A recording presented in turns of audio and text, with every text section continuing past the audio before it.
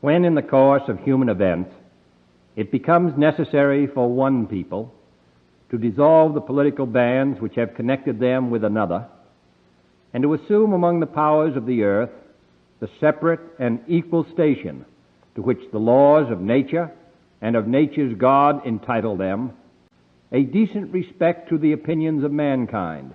requires that they should declare the causes which impel them to the separation. We hold these truths to be self-evident, that all men are created equal, that they are endowed by their Creator with certain unalienable rights, that among these are life, liberty, and the pursuit of happiness, that to secure these rights, governments are instituted among men, deriving their just powers from the consent of the governed, that whenever any form of government becomes destructive of these ends, it is the right of the people to alter or to abolish it, and to institute new government, laying its foundation on such principles and organizing its powers in such form as to them shall seem most likely to affect their safety and happiness. Prudence indeed will dictate that governments long established should not be changed for light and transient causes, and accordingly all experience hath shown that mankind are more disposed to suffer, while evils are sufferable, than to right themselves by abolishing the forms to which they are accustomed. But when a long train of abuses and usurpations, pursuing invariably the same object, evinces a design to reduce them under absolute despotism, it is their right, it is their duty, to throw off such government and to provide new gods for their future security. Such has been the patient sufferance of these colonies, and such is now the necessity which constrains them to alter their former systems of government. The history of the present King of Great Britain is a history of repeated injuries and usurpations, all having in direct object the establishment of an absolute tyranny over these states. To prove this, let facts be submitted to a candid world. He has refused his assent to laws, the most wholesome and necessary for the public good. He has forbidden his governors to pass laws of immediate and pressing importance, unless suspended in their operation till his assent should be obtained. And when so suspended, he has utterly neglected to attend to them. He has refused to pass other laws for the accommodation of large districts of people, unless those people would relinquish their right of representation in the legislature, a right inestimable to them and formidable to tyrants only. He has called together legislative bodies at places unusual, uncomfortable, and distant from the depository of their public records, for the sole purpose of fatiguing them into compliance with his measures. He has dissolved representative houses repeatedly for opposing with manly firmness his invasions on the rights of the people. He has refused for a long time, after such dissolutions, to cause others to be elected, whereby the legislative power, incapable of annihilation, have returned to the people at large for their exercise, the state remaining in the meantime exposed to all the dangers of invasion from without and convulsions within. He has endeavored to prevent the population of these states, for that purpose obstructing the laws for naturalization of foreigners, refusing to pass others to encourage their migrations hither, and raising the conditions of new appropriations of land. He has obstructed the administration of justice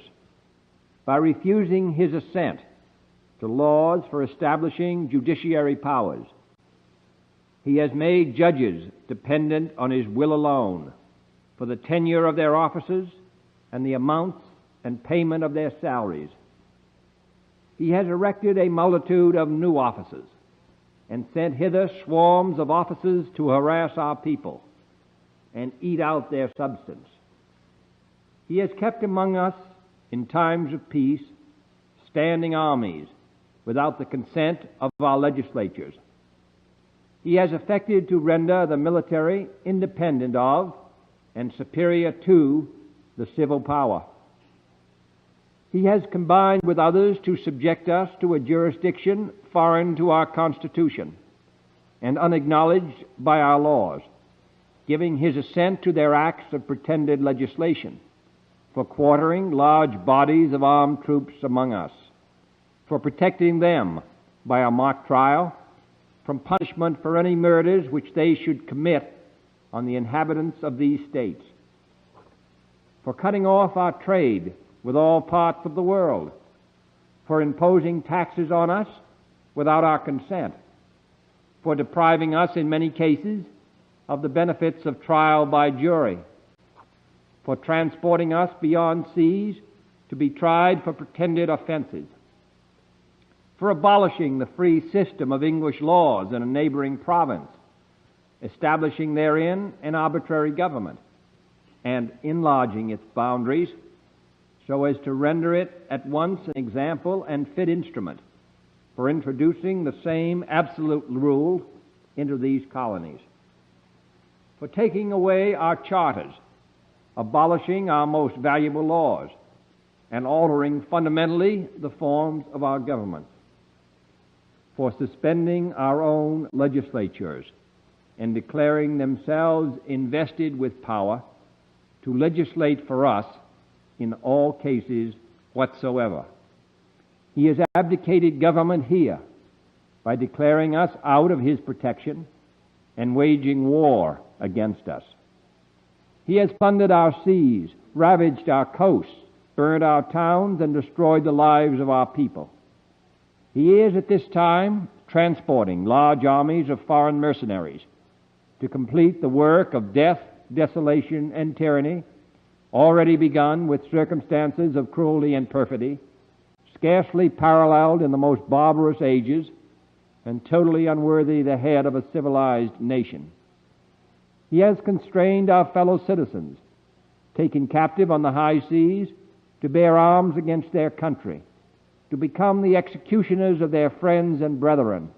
or to fall themselves by their hands. He has excited domestic insurrections among us, and has endeavored to bring on the inhabitants of our frontiers the merciless Indian savages, whose known rule of warfare is an indistinguished destruction of all ages, sexes, and conditions. In every stage of these oppressions, we have petitioned for redress in the most humble terms. Our repeated petitions have been answered only by repeated injury. A prince whose character is thus marked by every act which may define a tyrant is unfit to be the ruler of a free people. Nor have we been wanting in attentions to our British brethren. We have warned them from time to time of attempts by their legislature to extend an unwarrantable jurisdiction over us. We have reminded them of the circumstances of our immigration and settlement here. We have appealed to their native justice and magnanimity, and we have conjured them by the ties of our common kindred to disavow these usurpations, which would inevitably interrupt our connections and correspondence. They too have been deaf to the voice of justice and of consanguinity. We must therefore acquiesce in the necessity which denounces our separation, and hold them as we hold the rest of mankind, enemies in war, in peace friends. We, therefore, the representatives of the United States of America, in General Congress assembled, appealing to the Supreme Judge of the world for the rectitude of our intentions, do in the name and by authority of the good people of these colonies solemnly publish and declare that these united colonies are, and of a right ought to be, free and independent states, that they are absolved from all allegiance to the British Crown, and that all political connection between them and the state of Great Britain is and ought to be totally dissolved, and that as free and independent states, they have full power to levy war, conclude peace, contract alliances, establish commerce, and to do all other acts and things which independent states may of right do. And for the support of this declaration, with a firm reliance on the protection of divine providence, we mutually pledge to each other our lives, our fortunes, and our sacred honor,